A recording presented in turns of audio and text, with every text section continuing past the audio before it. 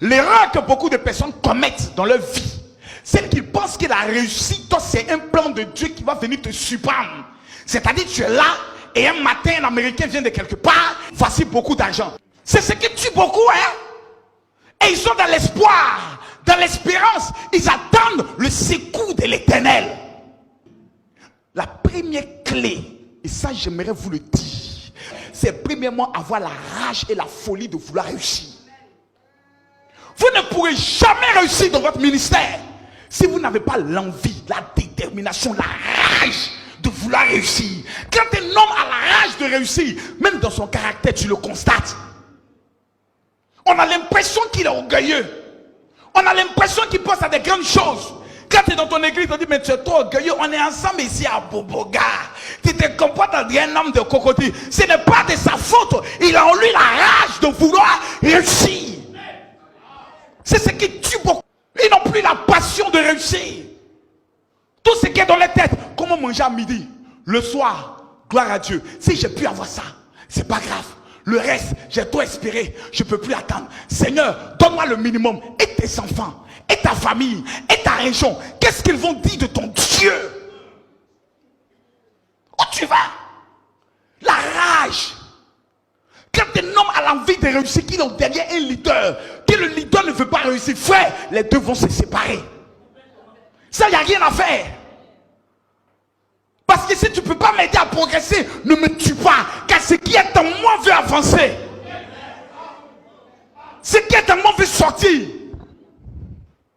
La rage, la folie de vouloir réussir, être déterminé. Quand tout le monde te regarde, ils disent, mon frère, il n'est pas possible que tu réussisses. Tu retournes les yeux, tu les regardes. Tu dis, vous parlez de quelqu'un d'autre. Si vous parlez de moi, c'est que vous parlez de quelqu'un d'autre. Car ce qui est en moi est plus fort que ce qui est dans le monde. Le réseau. Combien de personnes parmi vous ont un ami procureur? Ah, souvent c'est unité, 10 000 francs. Il y a des relations, quand tu n'as pas, il faut les acheter. Tu vises souvent le procureur.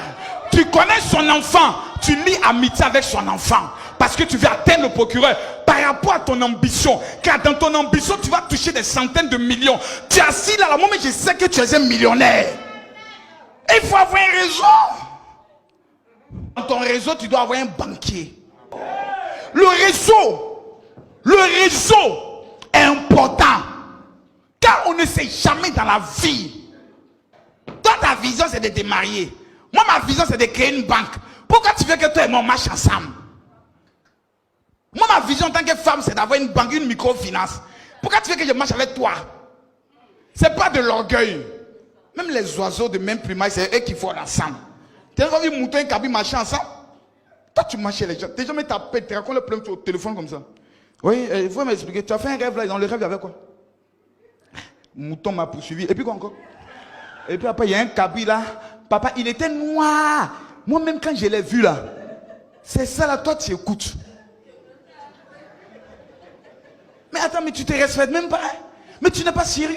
Quand un homme a un objectif clair, les petites choses ne viennent pas le distraire.